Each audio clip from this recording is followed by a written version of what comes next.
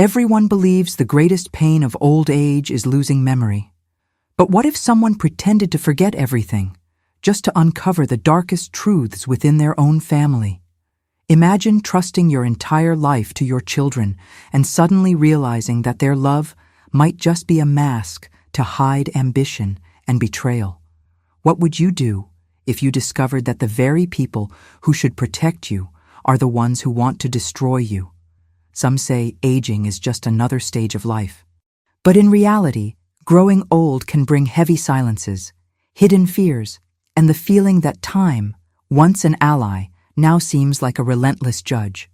Often, the greatest fear is not the body's fragility, but the possibility of becoming invisible to those we love most. Our protagonist is Margaret, a 70-year-old widow and mother of 3 adult children. Throughout her life, Margaret dedicated herself to her family, believing that love and gratitude would be the natural reward for so many years of devotion. She was always respected, admired, and believed her later years would be spent in peace, surrounded by the affection of her children and grandchildren. But as months went by, small details began to stir unease. Glances exchanged, conversations that stopped when she entered the room, family decisions made without her input. Little by little, Margaret realized she was no longer seen as the family's matriarch, but as someone fragile, a tolerated presence. That was when she made a decision that would change everything. Instead of confronting, she chose to observe. Instead of imposing herself, she preferred to stay silent. She began pretending to forget small things, minor lapses of memory, as if letting a chess piece slip away. The result was unexpected. Her children started to believe she was losing her clarity of mind, and, convinced she was defenseless, they began to expose themselves. What seemed like an innocent disguise turned into a powerful weapon. Because while everyone thought she no longer understood anything, Margaret was listening to every word, every conspiracy, every plan against her. Before we dive into this intense story, write in the comments which city and country you're watching from. It will be amazing to see how far this story reaches. Margaret had always been known for her sharp mind.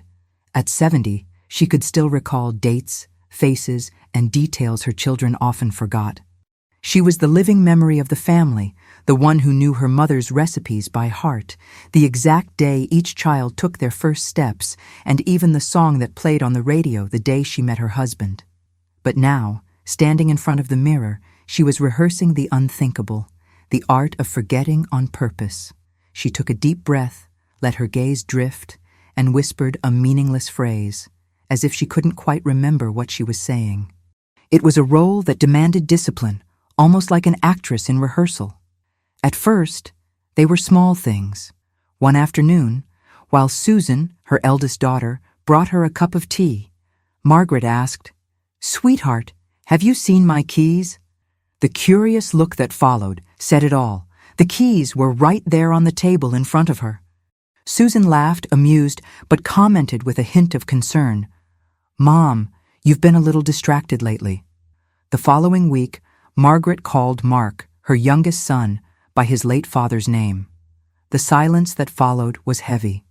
Mark laughed, trying to mask the discomfort, but the doubt had already taken root. Margaret saw in his eyes that something had shifted.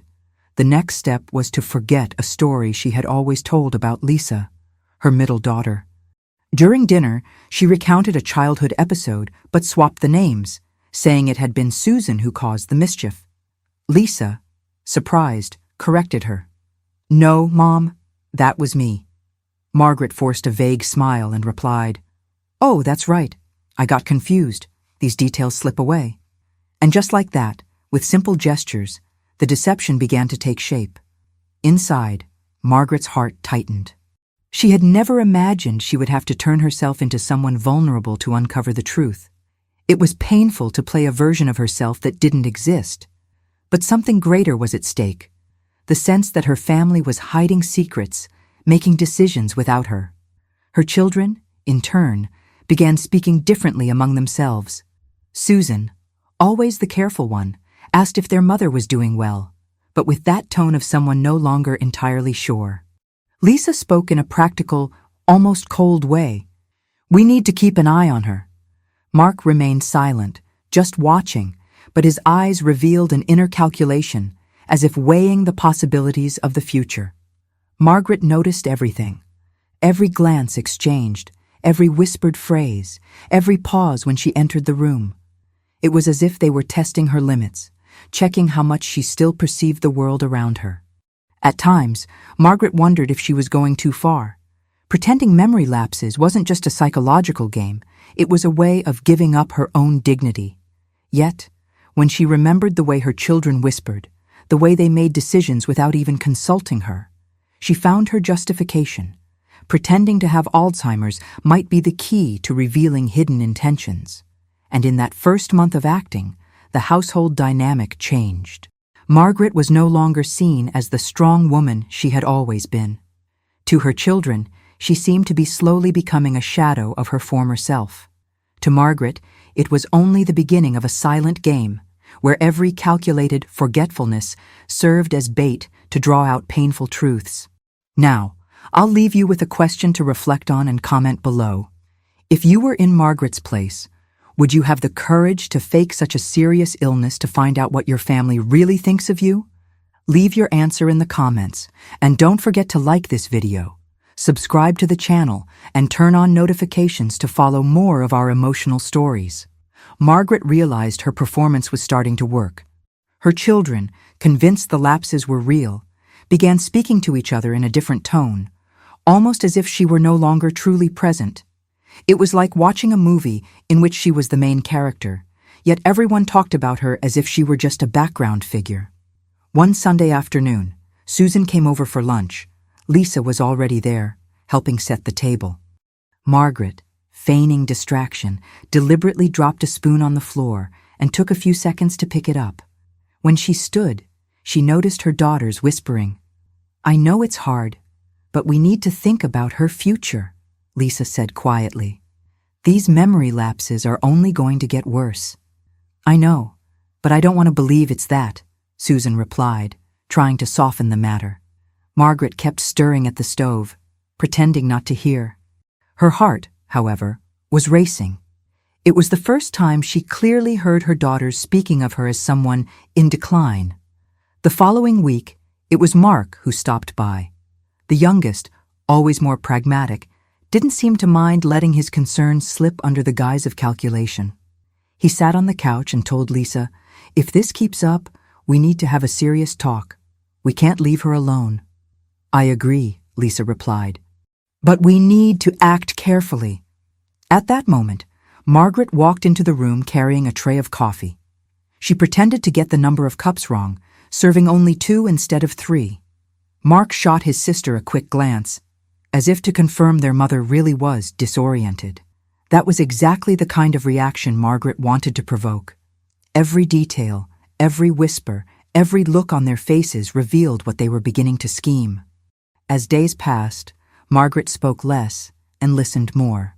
She noticed that whenever she let a lapse slip, her children seized the chance to talk among themselves, as if she were incapable of understanding. Susan, though uncomfortable, rarely intervened. Lisa, on the other hand, seemed determined to take control of the situation. And Mark, in his eyes, Margaret saw the urgency of someone already making concrete plans. One night, while tidying the kitchen, Margaret overheard through the half-open living room door. "We need to think about selling the house. It's too big for her," Mark said. "It's too soon for that," Susan answered hesitantly. "It's not too soon. If we wait, she's going to end up hurting herself here alone." His voice was firm, but beneath it Margaret heard the calculation. Her blood ran cold. The house wasn't just a property. It was the home she had built with her husband, the place where every memory was etched into the walls, the photos, the garden. Selling it would mean erasing part of her history. Margaret didn't react. She just let the words echo inside her like silent stabs. In that moment, she understood that pretending lapses was no longer an innocent game. It was a necessity to uncover how far her children might go. And deep down, one question kept hammering in her mind. How far would her own children be willing to go once they believed she could no longer defend herself? That night, Margaret sat in the armchair in the living room, the lights off, thinking about everything she had heard. Her children weren't just commenting on her lapses anymore. They were beginning to plan her life as if she no longer had a say. The remark about selling the house wouldn't leave her mind. It felt as though they were pulling apart the threads of her history, one by one, without remorse. In that silence, Margaret made the decision that would change everything. If she wanted to uncover the whole truth, she would have to sink even deeper into the act. It wasn't enough to seem distracted. She would have to become the perfect image of a woman in decline. In the following days, she began rehearsing new gestures. She practiced in front of the mirror, the vacant stare, the doubtful expression, the pause before answering a simple question. She let the phone ring several times before picking up, as if she were confused by the sound. Sometimes, she picked up the TV remote and pretended it was the phone. Susan was the first to notice. On a routine visit, she found her mother standing in the kitchen with the refrigerator door open, staring inside without doing anything. Margaret, realizing her presence, murmured, I was going to grab, but I don't remember." Susan stepped closer and hugged her, eyes welling up. "It's okay, Mom. It's okay." But the uncertainty in her voice betrayed the fear of losing the strong woman who had always guided the family. Lisa, on the other hand, seemed to see every lapse as an opportunity. One morning, after noticing Margaret struggle to find the way to the local pharmacy, a place she had been going to for years, she commented to Mark, "See? She can't go out alone anymore. This is getting dangerous." Mark agreed with a faint smile, but it wasn't a smile of affection. It was relief.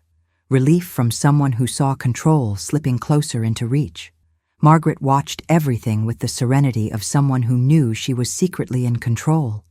Every pitying look, every phrase of false concern, every whispered conversation they thought went unnoticed, all of it became part of the puzzle she was piecing together. Over time, even the grandchildren began to notice the change. Abby, the eldest granddaughter, looked at her grandmother with suspicion. It was as if she sensed there was something beyond the lapses. Margaret saw it in the girl's attentive eyes, but she gave nothing away. Abby might become an ally one day, but for now, the disguise had to remain absolute.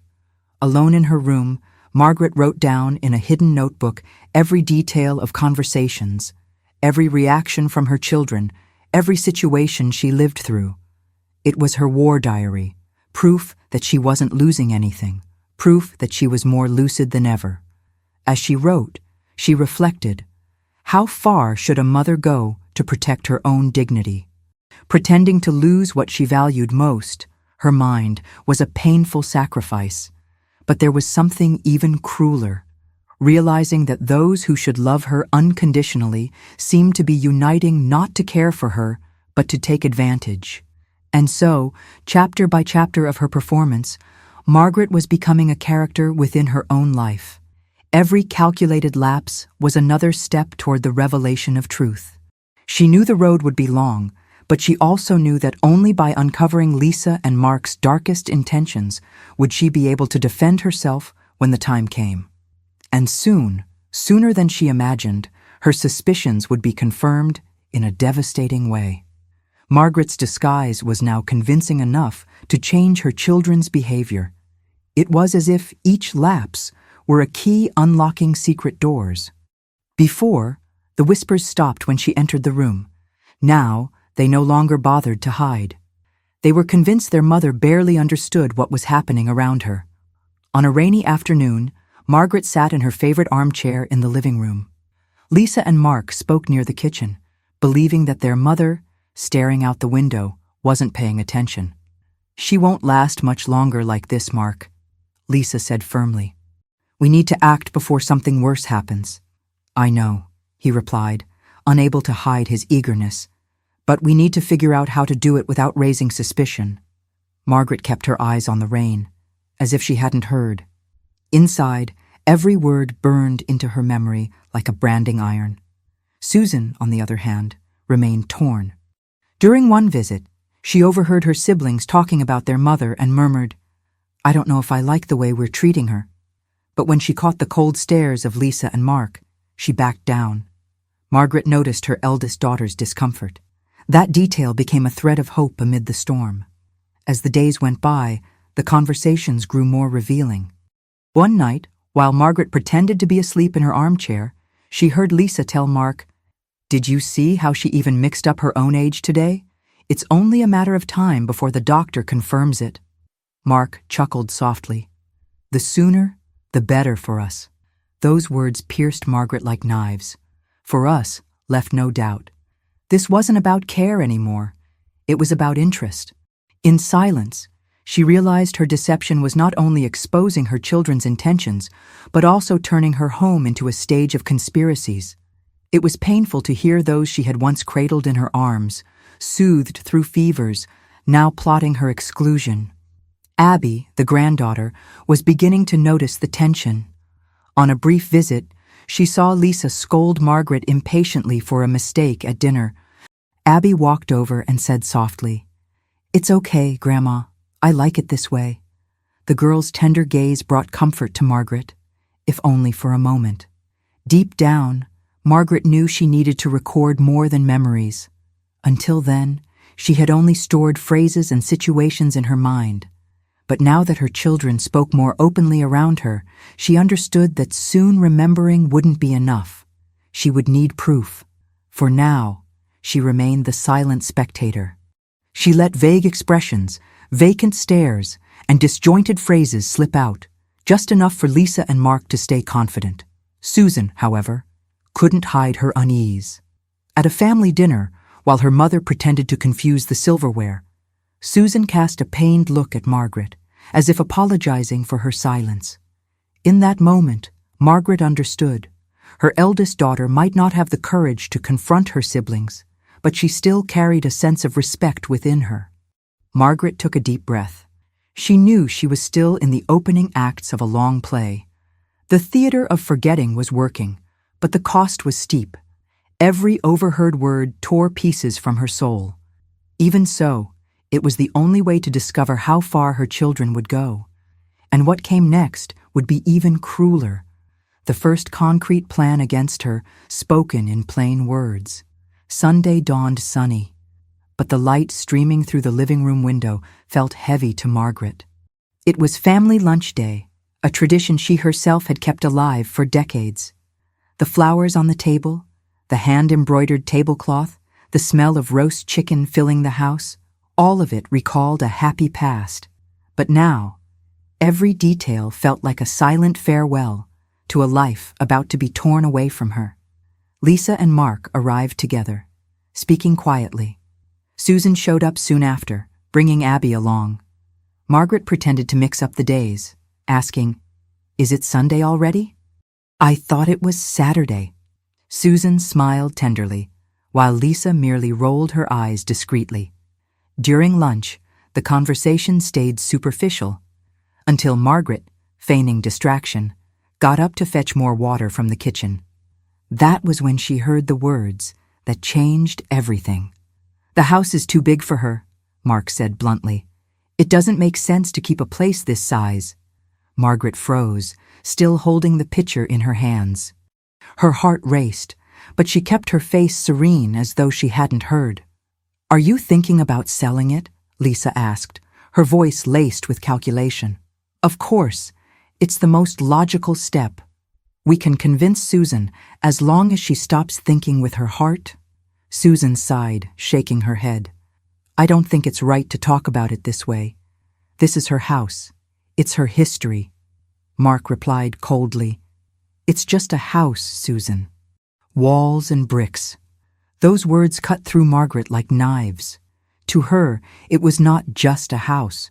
It was where she had taken her first steps as a wife, where she had cradled each child, where she had tended the garden alongside her husband. It was the home that had witnessed laughter, tears, triumphs, and losses. The house was not just walls, it was her soul made tangible. She drew a deep breath, bracing herself against the counter so her trembling wouldn't show. She couldn't allow even the slightest reaction to slip. Returning to the table with a fragile smile, she pretended she hadn't heard a thing. But inside, every word echoed like a sentence of betrayal. As her children finished lunch, Margaret imagined the future they were planning for her. A life without her home, perhaps in some place she didn't even know. It was more than unfair. It was cruel. In that moment, the charade became a mission. Until then, pretending to have Alzheimer's had felt like a test. Now, it was survival. Margaret understood that if she didn't protect herself, she would lose not only control of her life, but also the place that held all her memories. At the end of lunch, Susan helped clear the table and whispered to her mother, "Are you okay, Mom? You seem distant." Margaret forced a smile. "I'm just tired, sweetheart." Inside, however, a fire was burning. If her children thought they could strip her of the home of a lifetime, they would have to face a Margaret who would never give up in silence. From that day on, every word spoken around her would become ammunition. Every overheard conversation would be stored away. The house would not be sold without a fight. And now, I want you to reflect with me. What is the true value of a home? Is it just a physical space, or is it the memories and love it holds? Write your thoughts in the comments. I'd love to know your opinion. The days that followed were quiet in Margaret's house, but it wasn't a peaceful quiet. It was a heavy silence, filled with exchanged glances, interrupted conversations, and hidden intentions. Margaret pretended to drift further and further from reality, but inside her mind never stopped. One afternoon, while they were having coffee in the living room, Lisa looked at Mark seriously. They thought their mother, sitting near the window, wasn't paying attention. "We need to take over her finances," Lisa said in a low voice. "We can't let her handle money anymore. Did you see how she mixed up the checkbooks last week?" Margaret nearly smiled. That had been part of her plan. That day, she had deliberately swapped 2 papers, pretending she no longer knew how to manage them. Mark nodded, but there was ambition in his eyes. "Yeah, if she really loses her mind, someone's going to have to take care of it. Better we get ahead of it." Then Lisa said the phrase that made Margaret's heart race. "If we can get access to the bank accounts, it'll be easier to organize everything. I can talk to the bank, tell them she's not capable anymore." Margaret stayed perfectly still, as if she hadn't heard, but inside, her blood boiled. Now it wasn't just about the house. It was about the money she and her husband had saved through a lifetime of hard work. Money that represented security, that was meant to guarantee her dignity in old age, now treated like a prize. Susan walked into the room just then and sensed the tension. "What were you talking about?" she asked, suspicious. "Nothing much," Lisa replied quickly. "Just that Mom's been forgetful with the bills." Susan frowned and looked at Margaret with affection. "She's always managed everything just fine. I think it's too soon for that kind of concern." Mark shot back, impatient. "You're always so naive, Susan. Can't you see she's getting worse?" Susan didn't reply. She only looked away, uncomfortable. Margaret observed everything in silence. She felt sadness and anger at once. Every word made it clear that Lisa and Mark weren't speaking out of care, but out of self-interest. That night, alone in her room, Margaret opened the notebook where she recorded everything. She wrote down each phrase, each glance, each intention revealed. When she finished, she ran her hand over the cover and murmured, "You think I'm lost, but I'm the one watching your every move." It was unbearably painful to hear her own children speak about her money as if it already belonged to them. But it was also proof that her strategy was working. The more fragile she pretended to be, the more they revealed their true intentions. And soon, Margaret would have even more concrete evidence to expose them all. It was a Saturday afternoon when Tom, Lisa's husband, showed up at Margaret's house. He had always been blunt, never bothering to choose his words carefully. After a few minutes of small talk, he dropped the bomb that made Margaret's heart tremble. "Look, I know it might sound harsh, but have you thought about putting your mother in a nursing home?" Margaret sat in her armchair, seemingly distracted by the television playing softly in the background. Her eyes stayed fixed on the screen, but her mind was on high alert. Every word hit her like a punch. Lisa exchanged a quick glance with her husband and replied, I've thought about it. Yes, she's getting more and more confused. A place like that could be better for all of us. Mark, always cold, supported the idea without hesitation. I agree. It would be safer. She wouldn't be alone, and we'd have less to worry about. Inside, Margaret felt the ground vanish beneath her feet. The thought of being sent to a nursing home, away from the house where she had lived so many years, away from the memories she had built with her husband and children, was devastating. To them, it seemed like a practical solution. To her, it was the same as being ripped away from her own life. Just then, Susan arrived. She carried a grocery bag and walked in smiling, unaware of the heavy conversation. As soon as she sensed the tension, she asked, "What's going on here?" Tom didn't beat around the bush. "We're talking about options for your mother. We can't leave her alone like this." "A nursing home would be best." Susan froze for a few seconds before answering. Her voice cracked as she said, "Do you hear yourselves? You're talking as if she isn't even here, as if she were an object you could just put anywhere." Lisa tried to justify herself. "It's not like that, Susan. We just need to think about her future." Susan shook her head in disbelief. "Think about her future, or your comfort. Because it doesn't seem like anyone's really worried about how Mom feels." Mark huffed impatiently. "You're always making things difficult. Can't you see she can't take care of herself anymore?" Margaret kept her eyes fixed on the TV, pretending not to understand. But inside, every word cut through her like a blade. The most painful part wasn't the idea itself, but the coldness with which it was discussed. Silence filled the room again. Susan, visibly shaken, didn't press further. Margaret noticed, however, that her eldest daughter still carried respect for her. Susan's sorrowful eyes were different from the cold calculation in Lisa and Mark's gaze. That detail gave Margaret a spark of hope. That night, alone in her room, Margaret cried quietly, not for the words themselves, but for what they revealed, the lack of love and empathy from most of her family. Even so, she wiped her tears, opened her hidden notebook, and wrote, "They want to take me out of my home. They want to send me away, but I won't allow it. Every word they speak becomes a weapon in my hands." Closing the notebook, she took a deep breath and stared at the dark ceiling. Now she had another piece of evidence. Now she had one more reason to fight. The days that followed were heavy for Margaret. The conversation about the nursing home wouldn't leave her mind. Every time she closed her eyes, she could hear Tom's cold voice again, suggesting sending her away from her home as if it were the simplest solution. But no matter how much it hurt, Margaret remained firm in her role.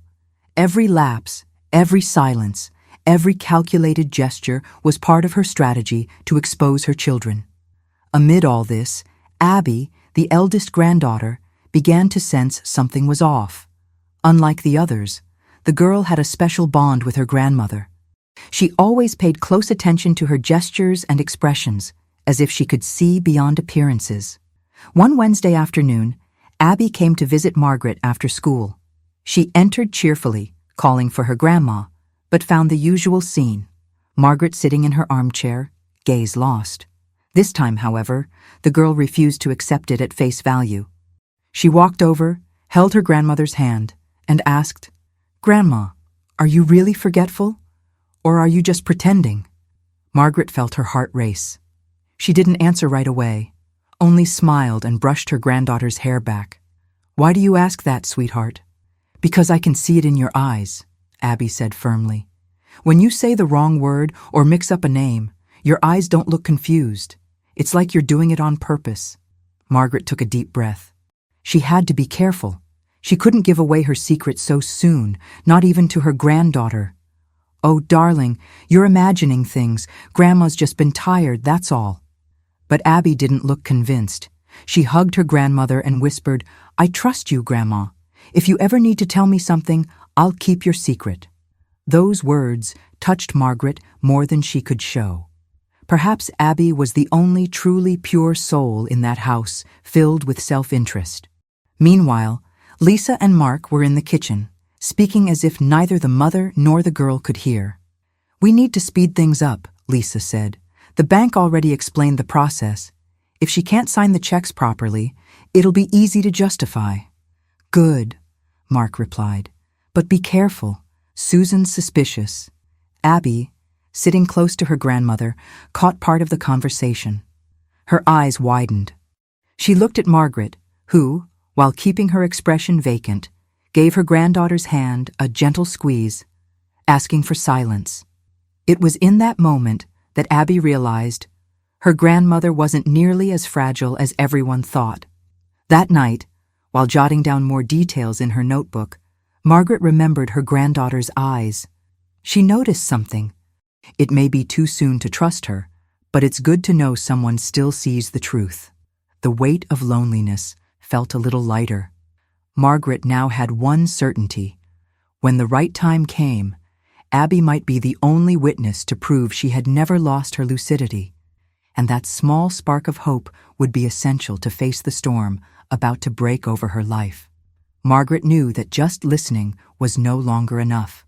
She memorized every detail, but the words spoken by Lisa and Mark needed concrete proof. One day, while tidying the nightstand drawer, she found a small recorder that had belonged to her late husband. He had used it years ago to record work ideas. Holding the device in her hands, Margaret felt a spark of hope ignite inside her. That same night, sitting on her bed, she turned the recorder on to test it. The tape spun, emitting a faint hum. It worked perfectly. Margaret pressed it against her chest and whispered, "Now you won't be able to deny what you've said." The first test happened during a family dinner. Margaret pretended to spill a glass of water, and while her children rushed to clean up the table, she discreetly slipped the recorder into the drawer of the sideboard.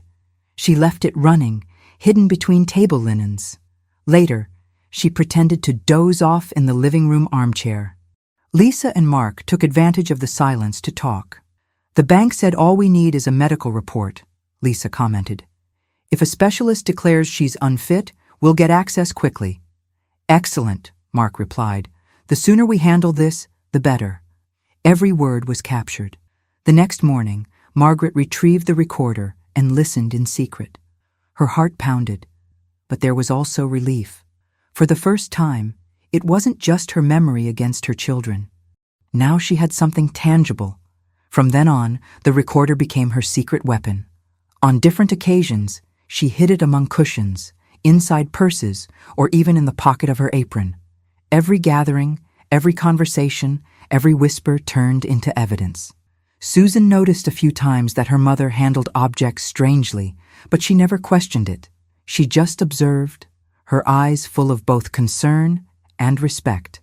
Abby, ever curious, once spotted the recorder in Margaret's pocket. "What's this, Grandma?" she asked softly. Margaret smiled and replied, "Just something that belonged to your grandfather. It helps me hold on to the important things." The girl didn't press, but she became even more convinced that her grandmother was hiding a bigger secret. Meanwhile, Lisa and Mark carried on confidently. They believed Margaret understood nothing and spoke more openly than ever in her presence. They had no idea every word was being recorded. One night, after everyone had left, Margaret sat on her bed and replayed the tapes.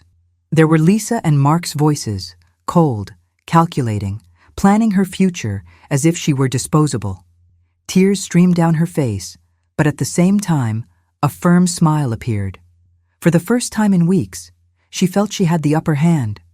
Deep down, she knew the battle was only beginning, but she was no longer defenseless.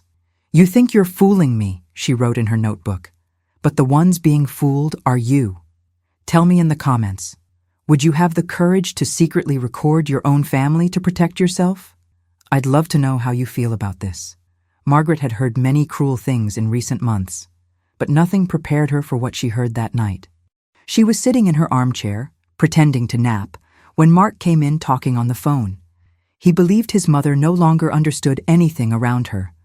"I've always hated living in her shadow," he said in a low voice, but clear enough for Margaret to hear. She always wanted to control everything, like only her opinion mattered. Now it's our turn to decide. Each word landed on Margaret like a heavy stone. The son she had once cradled in her arms, the one she had comforted through feverish nights, was now revealing resentment that had festered for years. It wasn't just about money, it was hatred, bitterness. When he hung up, Mark walked into the kitchen and found Lisa. He never noticed his mother still pretending to sleep. "She won't last much longer like this," he said. "The sooner we deal with this, the better." Lisa simply nodded, her expression grave. Margaret sat still, controlling her breath. Inside, her heart was shattered. Hearing that her son hated her was a pain no act of pretense could ease. She had always believed that, despite mistakes, there was still love. But in that moment, she realized the blood bond meant nothing to Mark anymore. Later, Susan stopped by for a quick visit. She sat beside her mother and held her hand. "Are you okay, Mom?" she asked, looking into her eyes. Margaret forced an empty smile. "I'm just tired, that's all." Susan didn't press, but she seemed to sense the pain hidden behind that smile. That night, Margaret locked herself in her room and cried in silence. She wrote in her notebook, "My son hates me. It's not just about the money. He resents me. But I will stay strong. I will fight until the end." The diary was becoming more and more of a refuge. Each recorded word was a contained scream, a confession she couldn't voice aloud. Writing allowed Margaret to feel she still had control over her own story, even if outwardly she pretended to be losing everything. But as painful as it was, that revelation also brought clarity. If Mark was capable of confessing hatred, it meant he had no limits in getting what he wanted. He was willing to destroy his mother if it meant securing the inheritance. Margaret closed the notebook and took a deep breath. Her eyes were still wet, but a new fire burned inside her. Every insult, every scheme, every betrayal only fueled her resolve. Her children thought she was defenseless, but they had no idea that every word spoken in front of her was being turned into evidence, ammunition for the right moment. And that moment was drawing closer, though no one could predict the impact the truth would have when it finally came to light. Susan had always been the most reserved of the three siblings. She didn't have Lisa's calculating coldness or Mark's unrestrained ambition. Although she didn't directly oppose their actions, she also never took part in the harshest conversations. It was as if her conscience were still resisting, even in silence. One Friday night, the three siblings gathered at Margaret's house. The living room was lit only by the lamp in the corner, and their mother pretended to be asleep in the armchair, but her ears caught every word. "We need to schedule a meeting with the lawyer soon," Lisa said firmly. "It's already clear Mom can't handle anything anymore." "I agree," Mark added. "The longer we wait, the harder it'll be to justify." Susan remained quiet. She sat beside them, fidgeting with her hands, avoiding her siblings' eyes. Lisa noticed her hesitation and pressed, "Aren't you going to say anything, Susan? Don't you see this is best for all of us?" Susan took a deep breath before answering. "I just think we're being too harsh. She still understands some things. It's not fair to talk about her this way." Mark rolled his eyes impatiently. "You always defend Mom, but you're fooling yourself. She's not capable anymore." Silence fell for a few seconds. Susan didn't respond. She only turned her gaze toward the window, visibly uncomfortable. Margaret, with her eyes half shut, watched in secret. Every detail of her eldest daughter's expression confirmed what she already sensed. Susan was not against her. The meeting went on with Lisa and Mark exchanging practical ideas, as if they were discussing a business deal. Susan stayed in the background, listening, but not agreeing. She didn't have the courage to confront them, but she wasn't contributing either. When the conversation ended, Lisa and Mark got up, confident in their plans. Susan, however, stayed behind. She walked over to her mother, still lying in the armchair, gently stroked her hand, and whispered, "Forgive me, Mom. I don't know how to stop all of this, but I will never stop loving you." Margaret held back her tears. That simple confession was enough to renew her strength. Susan might stay silent in front of her siblings, but she had never taken part in the schemes. She was the only one who, despite her fear, still carried true respect. That night, in her bedroom, Margaret wrote in her notebook, "Lisa and Mark are getting bolder. But Susan remains clean. She may be the only one capable of supporting me when the truth comes out." The contrast among her children was painful. Two driven by ambition, plotting against their own mother. The third, hesitant but holding on to a genuine love. For Margaret, that difference would be decisive when the time for revelation arrived. And deep down, she knew. The daughter who seemed fragile in the midst of these discussions might become the most important piece in her victory. Up until that point, Margaret had staged her lapses only inside the house, in front of her children. But she knew that if she truly wanted to convince them, she had to go further. She needed to show the outside world the same fragility that made her children believe she was losing her mind. The first opportunity came at Sunday Mass. Margaret had always been known by her neighbors and community as a strong woman, active, present at every event. But that morning, arriving at church accompanied by Susan, she decided to strengthen her act.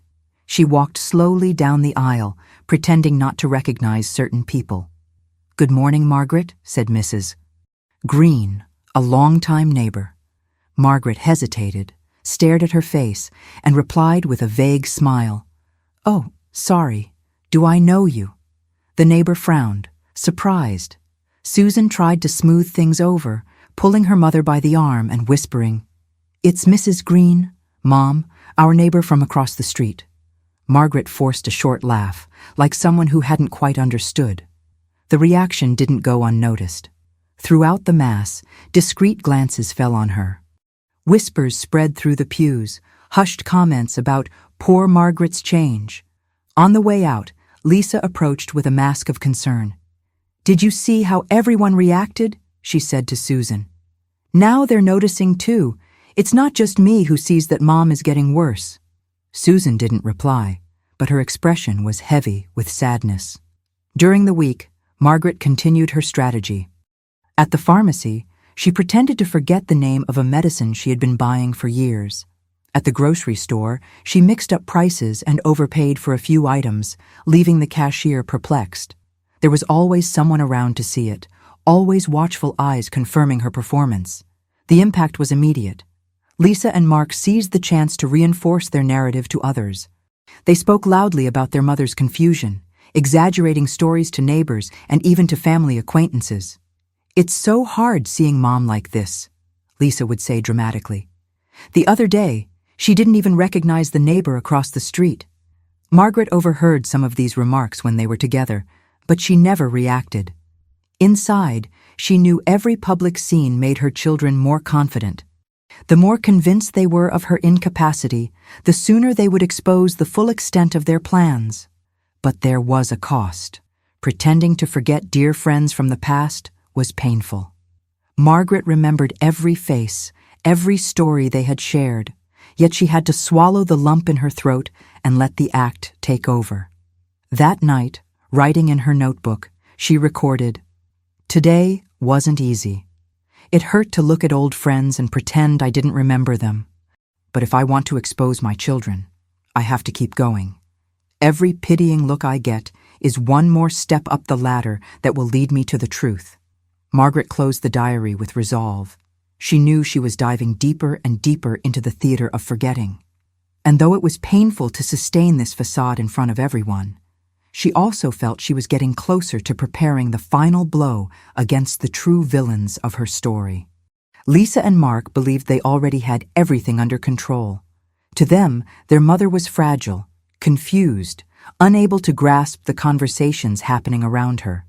Convinced it was only a matter of time before they assumed full control, they decided to take the next step, consult a lawyer. Margaret discovered the plan discreetly. She was sitting in the living room when she overheard Lisa whispering on the phone. "Yes, sir. My brother and I would like to schedule a meeting to discuss our mother's situation.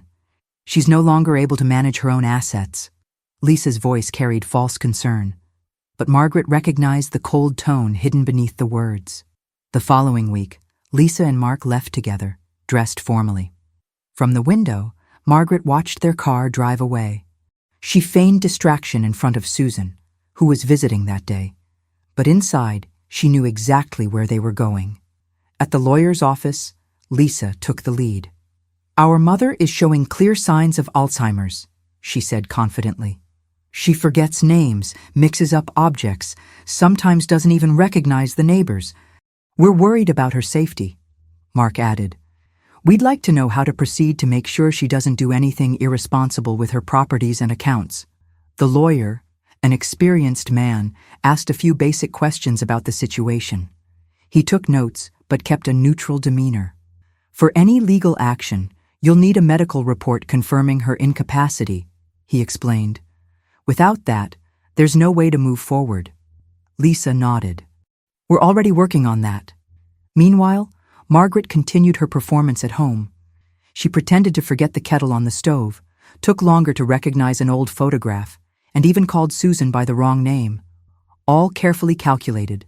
Susan, however, stayed observant. During one visit, she remarked to her mother, "You've been different lately, but sometimes I feel like there's something hidden in the way you act." Margaret only smiled, hugging her daughter in silence. She couldn't reveal anything yet. By the end of the week, Lisa and Mark returned from their meeting with the lawyer, brimming with confidence. They spoke in the living room, believing their mother was asleep in her bedroom. "He said all we need is a medical report," Lisa commented. "After that, we can request guardianship." Mark smiled in satisfaction. "That'll be the end of the problem. Everything will be ours." Margaret, lying in bed, heard every word through the half-open door. A knot formed in her chest, but alongside it came a strange sense of triumph.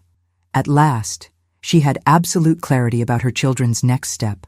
That night, she recorded in her notebook, "They went to a lawyer. They want to declare me incompetent. They don't realize that the more they talk, the more evidence they hand me. I'll let them move forward. The more confident they become, the harder their fall will be." With her recorder always ready and her diary filled with details, Margaret was convinced that, when the time came, the game would turn in her favor. And now tell me in the comments, would you have the patience to wait and gather evidence like Margaret, or would you react after the very first betrayal? I'd love to know what your attitude would be. Lisa and Mark were growing more confident by the day. Their meeting with the lawyer had given them a false sense of victory. They spoke openly about their next steps, as if their mother were already out of the picture, nothing more than a formality to be dealt with. Margaret kept up her act, eyes vacant, but every word carved itself deep into her memory and, of course, into the hidden recorder. "We need to schedule the medical appointment soon," Lisa said firmly, flipping through her planner. "The sooner we get the report, the faster we can push for guardianship." "I know a doctor who can help," Mark replied. "He's written reports like this for other families. If we explain the situation, he'll understand." Margaret's chest tightened. It wasn't enough that they wanted her house and her money. Now they planned to strip her of her legal dignity, declaring her incapable of making her own decisions. Susan, who was also present, reacted in disbelief. "Are you serious? You really want to put Mom under guardianship?" Lisa tried to soften it. "It's for her own good, Susan. We can't trust her to remember everything." Susan shook her head, indignant. "That's not care, that's control." Mark crossed his arms and retorted, "You don't get it, Susan. We have to think about the future." The silence that followed was suffocating. Susan chose not to argue further, but her tear-filled eyes showed she disagreed. Margaret noticed and felt a flicker of relief. At least someone still didn't see her as a burden. That night, Margaret decided to intensify her performance.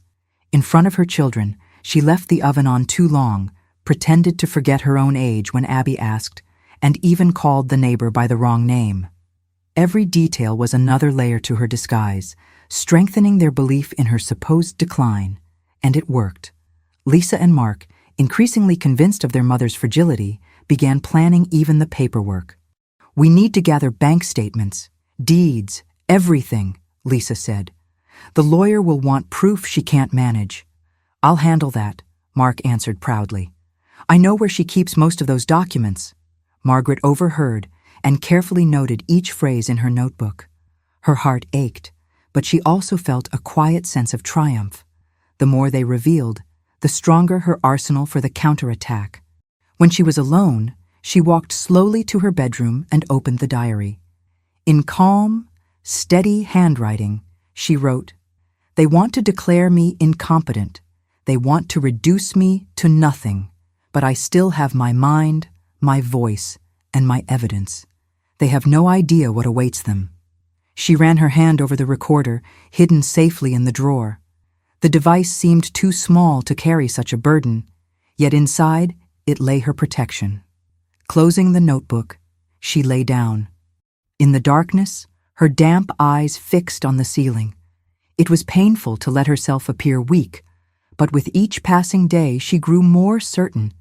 The more they believed in her act, the sooner they would fall into their own trap. Margaret knew she couldn't face her children alone. Each day, Lisa and Mark grew more confident in their schemes. The conversations about lawyers and doctors were no longer just possibilities, but concrete strategies. It was time to seek help. On a cold Monday morning, Margaret waited until Lisa had left for work, and Mark wasn't likely to drop by unannounced. She put on her coat, slipped the recorder into her purse, and walked toward the main street. Her heart was racing. Pretending lapses at home was one thing. Secretly leaving to meet a lawyer was another. She entered a small office downtown. A bronze plaque on the door read, "John Miller, Attorney." John was an old family friend, someone she knew she could trust. "Margaret," he said, surprised to see her. "Please, come in. It's been a long time." Margaret sat down and, for a few moments, couldn't find her voice. Her eyes brimmed with tears, but she took a deep breath and began to explain. "John, my children think I have Alzheimer's. They want to have me declared incompetent so they can take my assets." The lawyer frowned, shocked. "And do you have proof of this?" Margaret opened her purse and pulled out the small recorder. "I have hours of conversations recorded. They speak openly in front of me, thinking I don't understand a thing." John listened to a few snippets. His expression turned grave.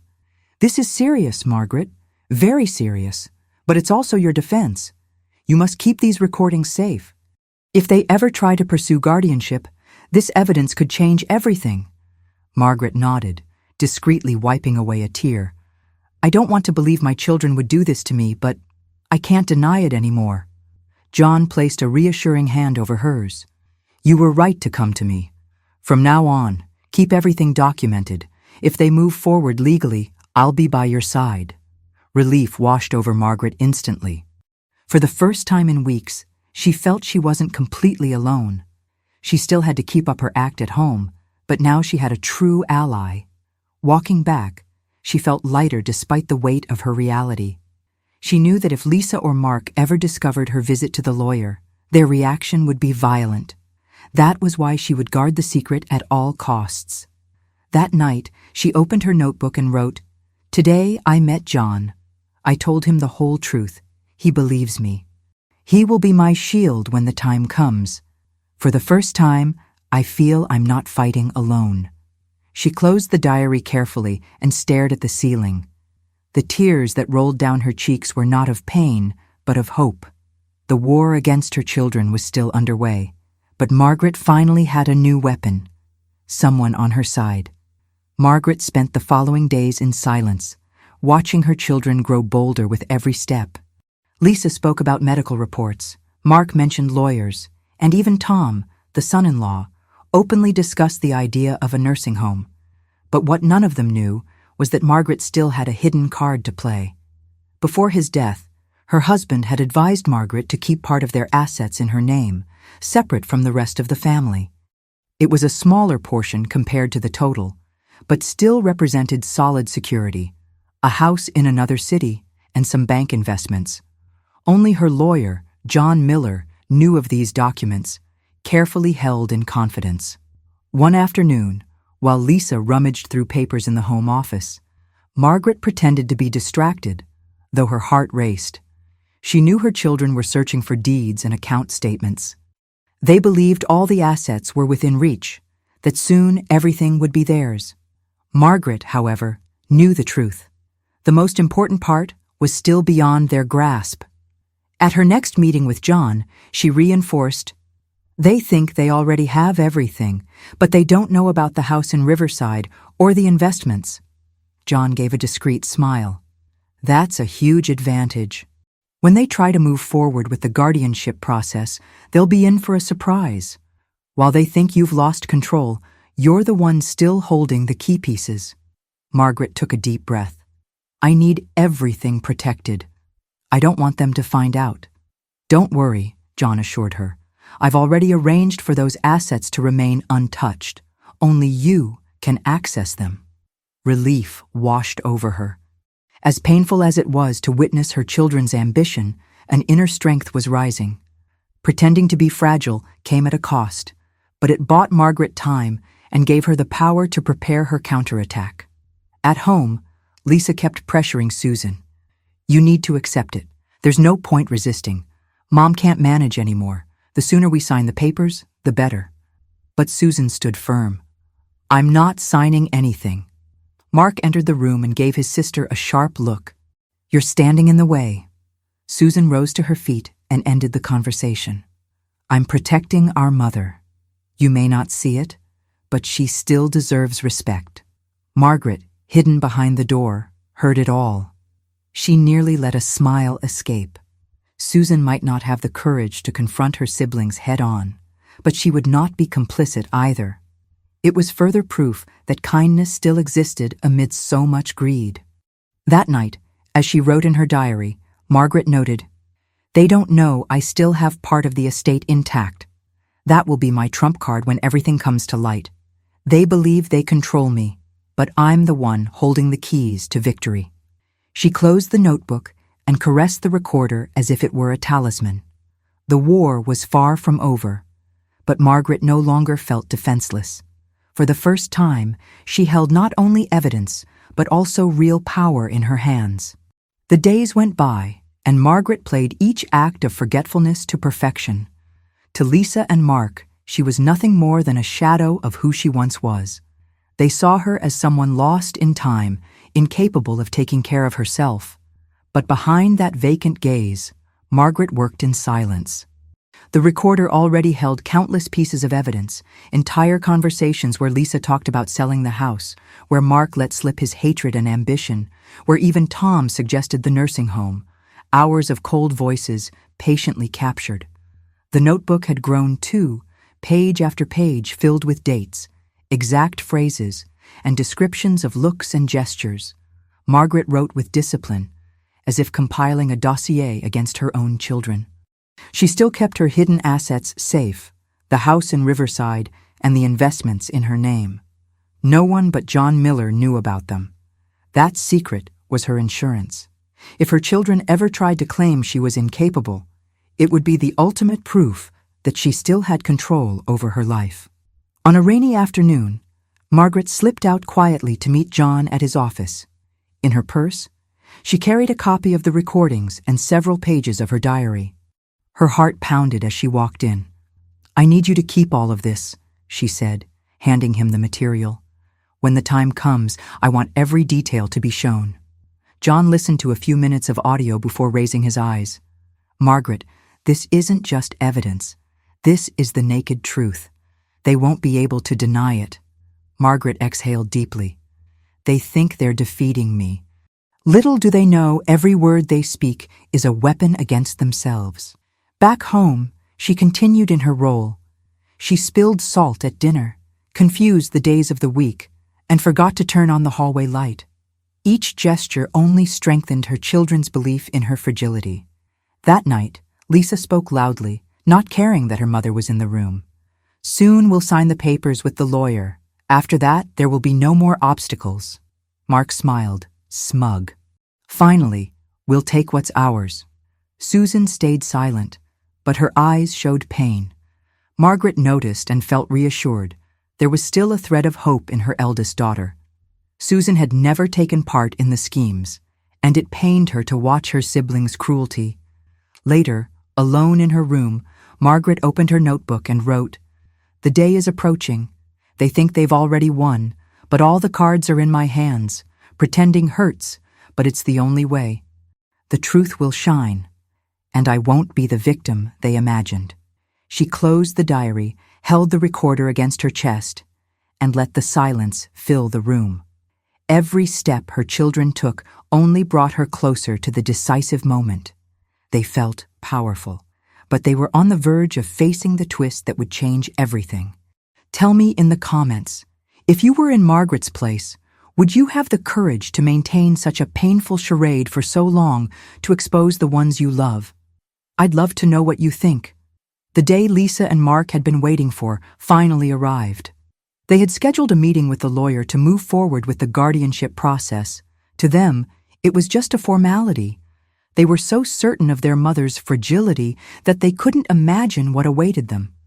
Margaret woke up early that morning. She pretended to be confused, asked Susan what day it was, and even took her time choosing a simple dress. She opened the wardrobe 3 times as if she couldn't decide. Susan quietly helped her get ready, but deep down she sensed something different in her mother's eyes. Inside, Margaret was calm and prepared. She carried with her not only her diary and recordings, but also the certainty that she still held control. Shortly after, Lisa entered the house with a folder in hand, accompanied by Mark. They whispered to each other, but didn't hide their confidence. Susan, already there, watched her siblings with sadness. "Today is the day," Lisa said, arranging the papers on the dining table. "After the signature, nothing will stand in our way." Mark crossed his arms, smiling. "Finally, we'll have peace." Margaret sat silently in her armchair, eyes distant. She showed no reaction, as if she didn't understand a word. The doorbell echoed through the house. Susan opened the door and welcomed the lawyer, a serious man in a dark suit with firm steps. He greeted everyone and set his briefcase on the table. "I'm here to guide you through this process," he said in a professional tone. Lisa immediately took the lead. "Our mother can no longer take care of herself. She forgets names, confuses dates, can't handle money. We want to ensure everything is safe," Mark added. "It's what's best for her. Alone, she could get hurt or make bad decisions." Susan closed her eyes for a moment, trying to contain her anger. But she stayed silent, not wanting to start a fight in front of the lawyer, though her expression revealed her disapproval. The lawyer then turned to Margaret. "Ma'am, do you understand what's happening here?" Margaret slowly raised her face, feigned confusion, and murmured, I don't really know. Could you explain it again?" Lisa sighed, as if she had expected that answer. "See, this is exactly what we're talking about." The lawyer jotted notes on his pad. "To proceed, we'll need a medical report. But I can leave the documents here for you to sign as her legal representatives in case the judge approves the petition." Mark eagerly grabbed the pen. "Perfect." Margaret stayed quiet. Her half-shut eyes gave the impression of disorientation, but inside her heart beat steady and strong. She knew the play was nearing its end. When the lawyer closed his briefcase and set a date for the next step, Lisa and Mark discreetly embraced, satisfied with their progress. Margaret, however, rose slowly and walked to her room. There, she opened the drawer, touched the recorder and her diary, and whispered to herself, "It's almost time. They think they've won, but they're about to fall before the truth." That night, the house fell into silence. Lisa and Mark had spent the day with the lawyer, discussing details, and left convinced that soon everything would be under their control. Susan said goodbye to her mother with a tight hug and tearful eyes, as if she sensed something important was about to happen. Margaret stayed alone in the living room, staring at the folder left on the table. Inside were copies of documents and a draft of the petition her children intended to file. She ran her hand across the cover without opening it. She didn't need to read. She had already heard the plans with her own ears and recorded every word in her notebook and on tape. That night, something different stirred inside Margaret. Until then, she had carried the weight of her pretense in silence, waiting for the right moment. But the waiting had reached its limit. The theater of forgetting could not last forever. Now she felt the strength to fight back. The next morning, Lisa and Mark arrived brimming with confidence, as if they already owned everything. "The lawyer said all we need is the medical report," Lisa said, laying the folder on the table. "In just a few weeks, everything will be settled." Mark crossed his arms and smiled. "Mom won't even notice when we sign the papers. It'll be simple." Margaret sat in her armchair but no longer wore the vacant look. She slowly lifted her head, her eyes steady. For the first time in months, her voice rang clear. "I know exactly what you're doing." The room went still. Lisa froze. Mark's eyes widened in disbelief. "Mom, what did you just say?" Lisa stammered. Margaret rose calmly, steadying herself on the armrest. "I know every plan and every word.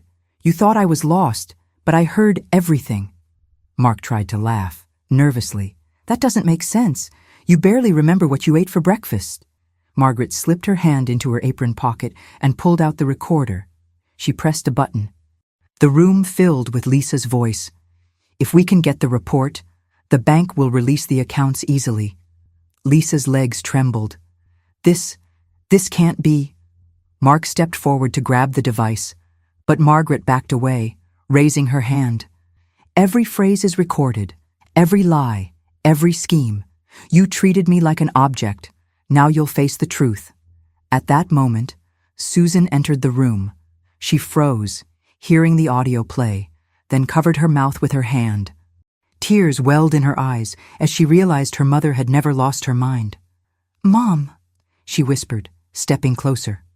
Margaret looked at her 3 children and drew a deep breath. "You wanted to take my home, declare me incompetent, silence me, but that ends now." Lisa tried to regain control. "You don't understand, Mom. We only want what's best for you." "What's best for you?" Margaret corrected firmly. "My well-being never asked for lies." Mark clenched his fists and averted his eyes. Susan held her mother's hand tightly, saying nothing. Margaret set the recorder down on the table beside the folder. "I have more than this. I have dates, names, entire conversations. If you push forward, I'll take it all to the judge." The room grew heavy. No one spoke for several seconds. The wall clock marked the silence with sharp, dry ticks. Lisa bit her lip. Mark stared at the floor. Susan never let go of her mother's hand. Margaret lifted her chin. The end of the charade was here. "Tomorrow, you'll hear the rest," she said, pointing to the recorder, "and you'll understand just how far I can go to defend my life." She turned her back and walked down the hall. Her heart pounded, but her steps were steady. The confrontation had begun, and there was no turning back. The room still carried the heavy silence of the revelation.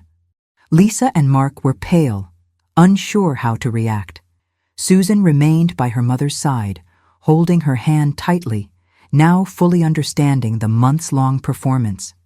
Margaret took a deep breath, walked to the table, and set the recorder beside the lawyer's folder. The sharp click of the device echoed through the room. She looked straight at her 2 youngest children, her gaze unflinching. "You spent months treating me like a burden.